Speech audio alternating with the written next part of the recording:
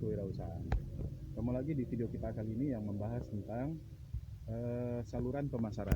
Oke, pada intinya saluran pemasaran ini adalah bagaimana caranya produk bisa disampaikan kepada konsumen dari produsen. Jadi konsep saluran pemasaran ini kalau di manajemen operasional mungkin disebut sebagai distribusi ya, saluran distribusi. Tapi kalau dalam pemasaran itu disebut sebagai saluran pemasaran. Oke, jadi saluran pemasaran ini kalau kita bagi ya secara umum itu ada dua. Yang pertama adalah direct marketing atau saluran pemasaran secara langsung. Caranya bagaimana? Caranya adalah dari si produsen itu langsung kepada konsumen tanpa adanya perantara. Jadi si produsen dia menciptakan sebuah produk, dia menciptakan berbagai produk gitu ya, kemudian langsung saja dipasarkan kepada konsumen tanpa melalui adanya perantara, tanpa adanya pedagang atau tanpa adanya distribusi. Nah, bagaimana caranya ya bisa ini, misalnya sebuah perusahaan pabrik besar gitu misalnya ya, walaupun dia itu memiliki jaringan distribusi, namun di sekitar pabriknya itu dia bikin toko misalnya. Nah, di toko itu kalau ada orang berkunjung ke pabrik, maka kalau beli di toko tersebut harganya bisa lebih murah. Makanya direct marketing itu bisa jadi salah satu salah satu bentuk promosi dari perusahaan. Makanya kalau factory outlet itu sekarang sebenarnya terjadi kesalahpahaman. Jadi saya sering melihat misalnya di Padang gitu, di daerah keramaian di pusat kota ada factory outlet, ya kan? Saya tanyakan misalnya factory outlet ini pabriknya di mana? Oh, pabriknya jauh di Bandung katanya. Apakah yang punya toko ini adalah orang yang punya pabrik gitu? Nah, ternyata tidak. Jadi dia ternyata juga ngambil kepada orang. Jadi maksudnya dia menjual produk yang dia beli lagi kepada orang lain. Nah, itu bukan factory outlet. Factory outlet itu adalah toko yang didirikan oleh pabrik, ya kan? Jadi kalau misalnya kita pergi berkunjung ke pabrik-pabrik, biasanya di sekitar pabrik itu ada tokonya, dan toko itu yang disebut sebagai factory outlet. Oke. Kemudian apalagi misalnya ya pokoknya yang tidak ada saluran distribusi lah. Kalau yang kecil-kecil misalnya tukang sate itu kan dibikin di rumah kemudian langsung dijual ya kan di warungnya atau melalui gerobak gitu ya. Nah, itu namanya juga direct marketing. Atau misalnya Anda berbelanja langsung ke situsnya. Misalnya beli laptop. Beli laptop kalau beli ke toko itu bukan direct marketing. Tapi kalau Anda beli laptop merek Toshiba misalnya, Anda beli ke toshiba.com, buka websitenya toshiba.com, kemudian pas Anda pesan di situ, itu namanya direct marketing. Karena toshiba.com itu dikelola langsung oleh Toshiba. Atau misalnya Anda ditelepon ya, Anda jadi nasabah bank, kemudian banknya nelfon, Anda mau enggak jadi ini kartu kredit kami misalnya, ya kan? Nah, itu disebut sebagai direct marketing juga, karena orang bank langsung yang memasarkan produknya kepada Anda, ya kan? Nah, intinya adalah direct marketing itu tanpa melalui perantara. Oke, cara kedua, ya kalau yang tadi direct, tentu yang kedua adalah indirect marketing, yaitu pemasaran melalui adanya perantara, ya kan? Nah, disinilah peran retail itu. Retail ini kan merupakan eceran ya. Tapi kalau indirect marketing ini, kalau kita bagi lagi juga bisa menjadi dua.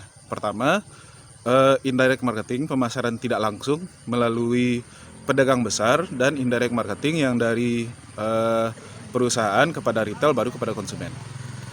Jadi urutannya begitu. Kalau direct marketing, produsen langsung kepada konsumen. Indirect marketing dengan menggunakan retail, jadi dari perusahaan kepada retail baru kepada konsumen. Tapi kalau pedagang besar, produsen, grosir atau wholesale kepada retail baru kepada konsumen ya. Nah, kalau kita belajar tentang manajemen retail ya tentu kita menggunakan indirect marketing karena retail itu adalah para penyalur produk gitu ya.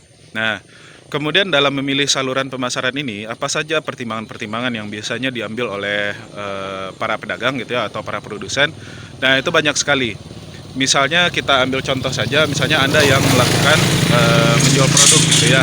Produk ini mau Anda salurkan kepada para konsumen. Nah, apa saluran pemasaran yang Anda pilih atau apa channel yang akan Anda pilih dalam memasarkan produk Anda?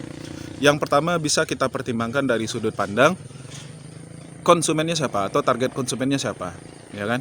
Misalnya Anda menjual produk yang target konsumennya itu adalah orang-orang tua gitu.